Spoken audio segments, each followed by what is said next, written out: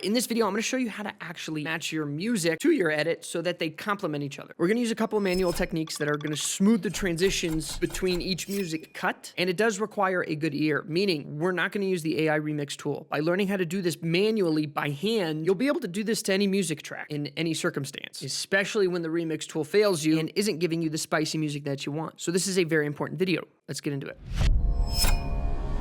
Two main objectives today are going to be to cut our 2 to 3 minute music track down to 45 seconds and then to match the cutting and pacing of our rough cut to that 45-second music track. So let's talk about music in general. Okay, most music tracks are separated into sections, and these sections are in a certain order within that music track. For example, here's a music track. This is a section, this is a section, and these are sections. And each section is more or less intense than the other sections of the track. And all of these sections together make up the music track. So what we want to do is isolate the sections that we like and cut them into a new order, creating a whole new track altogether. We're going to remove sections, duplicate sections, and accurately cut these sections at the exact frame so the transition from section to section is seamless. So without further ado, let's do.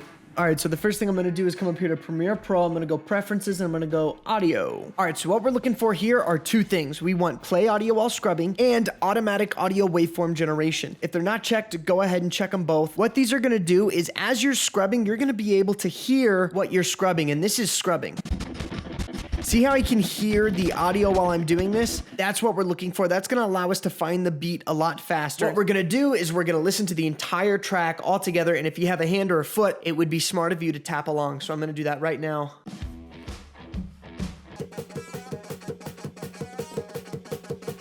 One, two, three, 4, 5, 6, 7, 8. So the song is in 8s, 7, 8. So every 8 beats is a new section, is what I'm learning.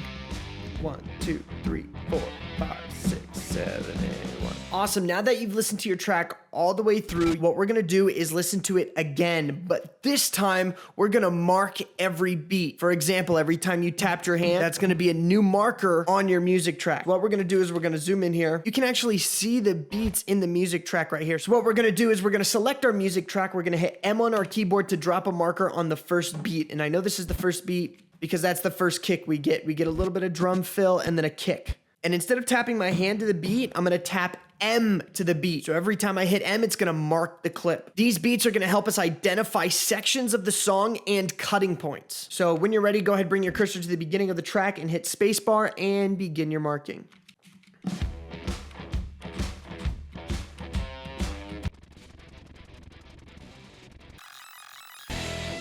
Awesome, now that the song's over, that was a lot, but look at all of these markers. Now you'll see that you have a bunch of markers and some of them are on beat, some of them are off beat. If you click your music track now and hit F, it'll bring it up in the source monitor. What we wanna do is we wanna zoom in the source monitor by hitting plus on our keyboard. It's gonna zoom all the way in. And what we wanna do now is make sure every single marker hits the beat. So now we're gonna go through and move our markers to the best of our ability to hit the beat. And you'll see if you move it in your source monitor, it's gonna move it in your timeline too. The more accurate these markers are, the easier it's gonna be for us down the line.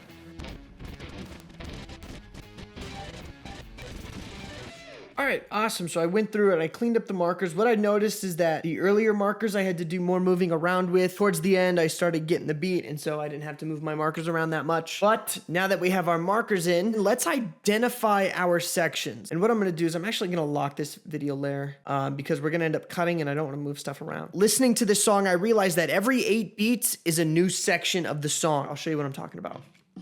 2, 3, 4, 5, 6, 7, 8, 1, 2, 3, 4, 5, 6, 7, 8.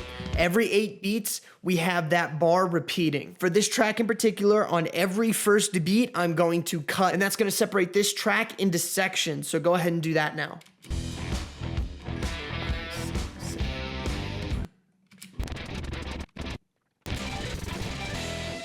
Awesome, so these are the sections that make up this song. There's 1, 2, 3. There's about 39 sections that make up this song. These are the sections that we are going to cut around, move around, and connect with other sections of this song. So now what I want you to do is I want you to go through and I want you to find your favorite sections, what sections you want to repeat, what sections you don't want to repeat, and I want you to cut them together. For example, the song sits at around 2:21 right now, and I'm gonna show you how to cut some time off it. So here's the first one. 3, 4, 5, 6, 7, 8, boom. Immediately, I'm gonna cut the first one out, cut the second one out, cut the third one out, and cut the fourth one out. And I'm gonna hit A on my keyboard, and I'm gonna drag everything to the right in. And we're gonna see if these go well together. So now let's play it and see what happens.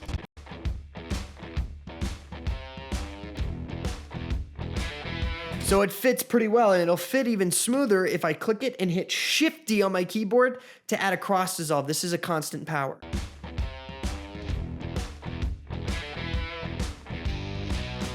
And I've already cut off from 221 all the way to 206, so that's 20 seconds I just cut off. So let me do it one more time. So I'm gonna cut 1, 2, 3, 4. I'm gonna cut these 4 sections out. And I'm going to move these pieces in right here. And now let's see how these play together.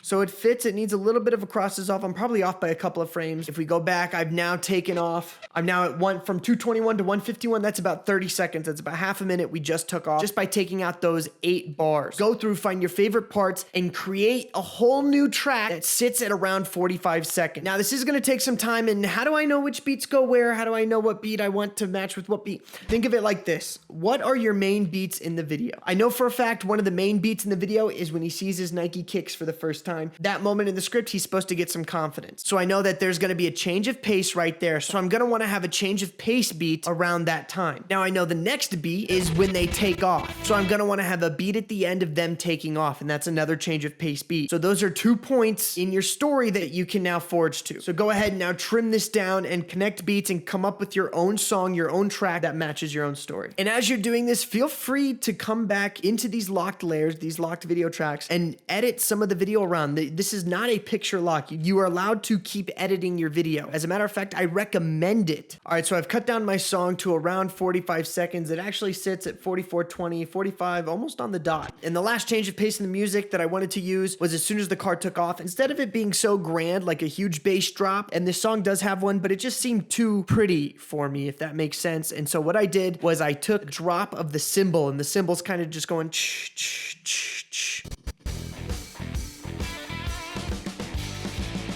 We haven't heard it yet, so I wanted to put it in here with the car going off. I thought it was different. I thought it was new. And in my head, it fits. So I put it there. And then I also have this last beat right here that I'm going to show you guys how to do right now.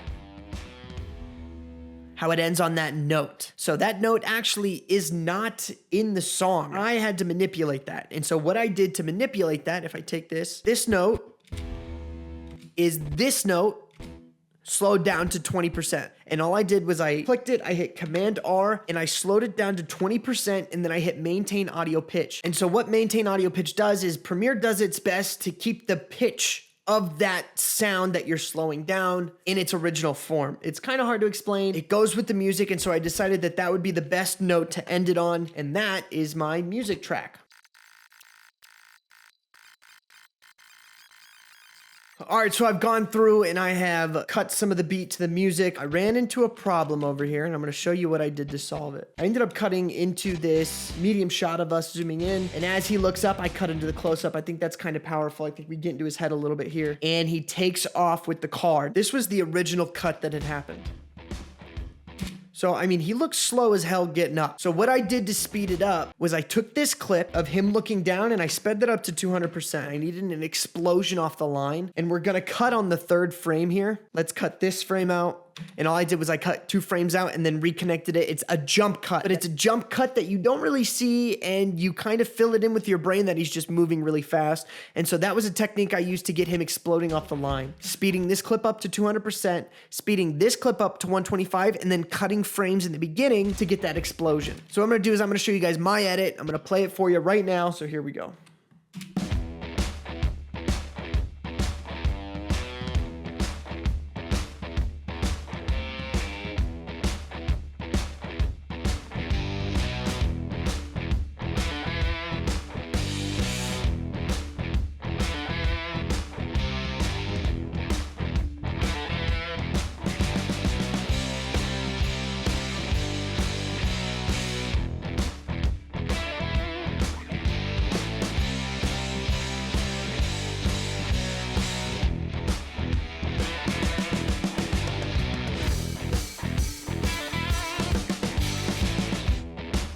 And then the graphics would go here, Nike.